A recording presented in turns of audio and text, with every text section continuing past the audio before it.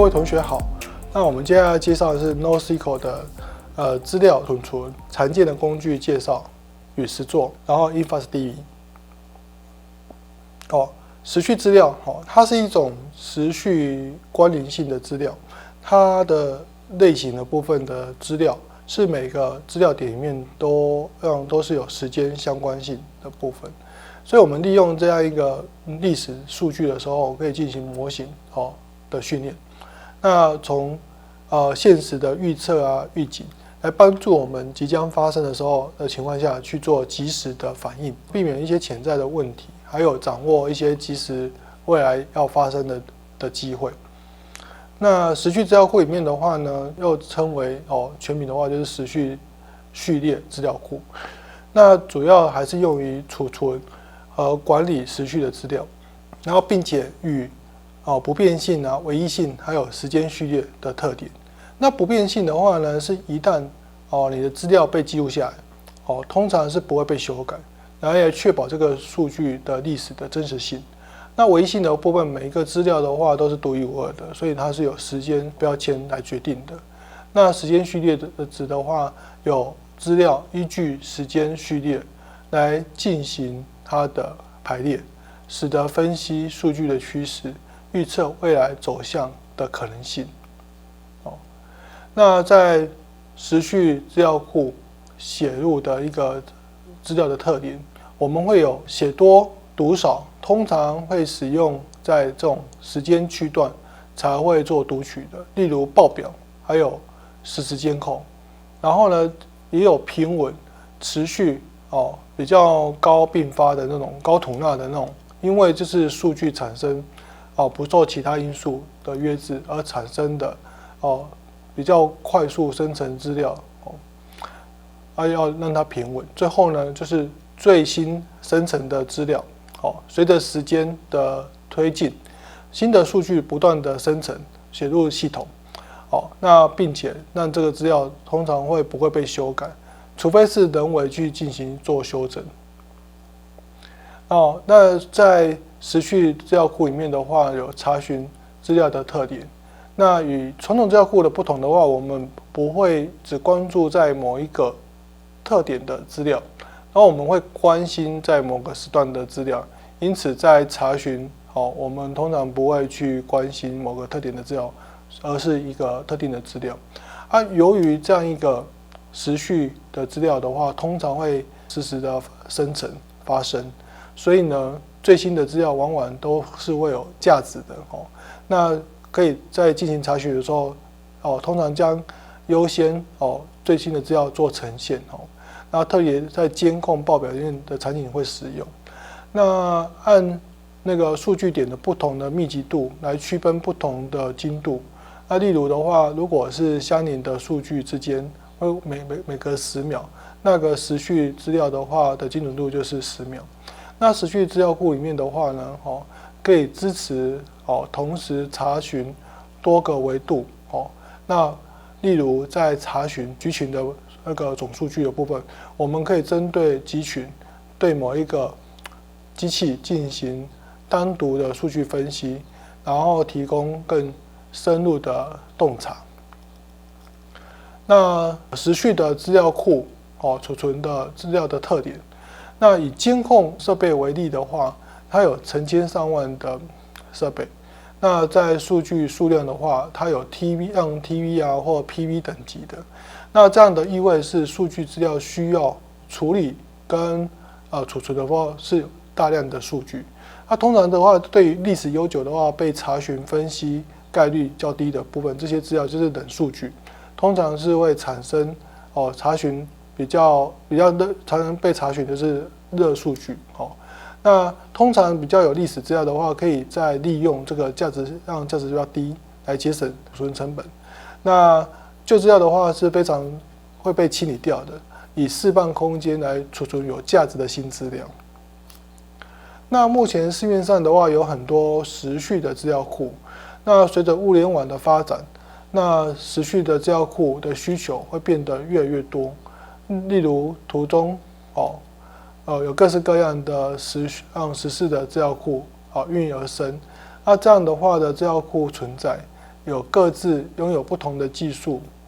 的特性跟应用的场景。那我们面对不同的应用场景的时候，提供丰富的选择其中 InfluxDB 的话是目前最主流的时序资料库之一。那在 InfluxDB 的介绍里面的话，这是由 InfluxDB Data 所开发的一个开源的时序性的资料库。InfluxDB 的话是使用 Go 语言，然后这样设计选择 InfluxDB 的话，能够储存跟那个大量的数据，保持高效能部分。在系统的监控的部分的话呢 ，InfluxDB 的话储存在各自的设备里面的监控系统，然后呢，能够及时的分析它的反应。例如在物联网的时候，在这样的设备的话，不断的生产这个数据，储存在 InfluxDB 的话，在应用场景里面的话，会有持续的话有高效能的必要的需求的存在着。那 InfluxDB 的功能里面的话呢，不论在物联网的数据、监控资料或者是日志里面的资料 ，InfluxDB 的话有高效能的进行写入，以保证数据快速的储存。InfluxDB 的话呢，在专注在处理资料的设计部分的话，在时序的语言里面的话，它可以处理复杂的查询，然后呢，在数据处理里面的话可以可视化。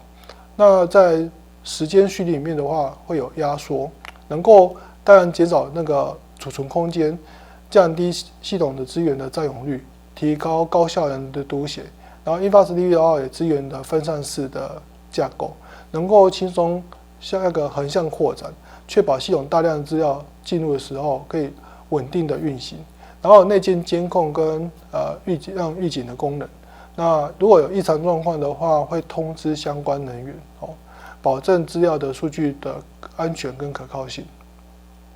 那在众多的时序资料库里面的话，我们还是会使用 InfluxDB 的优势它就是内建的网页的界面，然后呢比较方便使用，让开发者的话可以大大减少使用的门槛。那资料的可以做标记，这样的查询的话更加灵活，根据不同的条件快速找到所需要的资料复杂的应用场景，然后它有类 SQL 的查询语句，让使用者的话快速上手。在这相比其他的时序资料库里面的话 ，InfluxDB 它是比较直观的，操作上比较简单，同时它在读写面比较有出色，可以储存大量的资料，所以能够在让实时查询的时候，资料写入的时候，所以能够立即查出，快速读取最新的数据。那 InfluxDB 的缺点那 InfluxDB 因为它专注在那个时序的资料数据里面，所以对于处理其他类型的话，可能不太适合，可能会有高负载，可能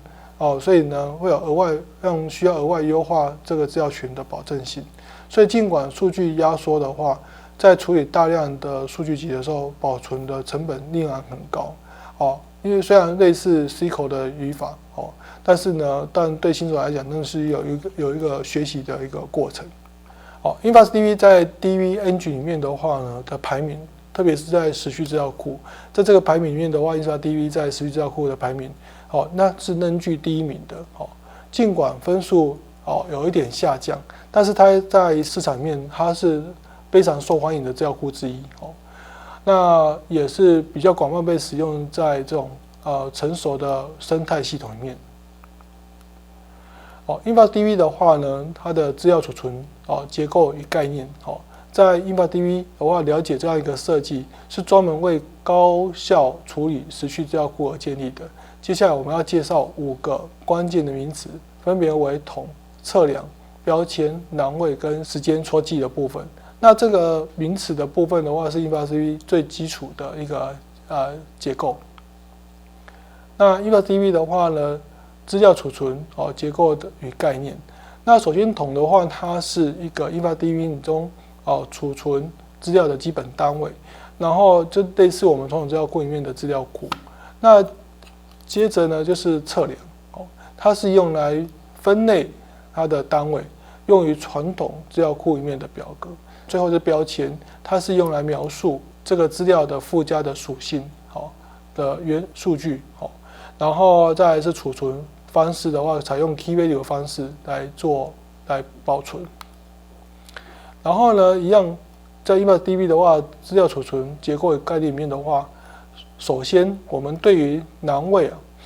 来做记录真正的数据值，然后这些数据的话呢，保存了未索引的话的状态，然后呢，依据时间戳记的部分进行排序。那接下来的话，时间戳记的部分的话，每一笔资料都有非常精准的时间戳记，这也是 InfluxDB 核心之一。那 InfluxDB 的话，范例数据这我们要介绍一个 InfluxDB 的范例数据。那这一段的话是 JSON 的程式码显示 InfluxDB 储存的一个电力那个测量的数据。那以上是我们对 NoSQL 资料储存常见的工具介绍与实作2 InfluxDB 的介绍。感谢你的聆听。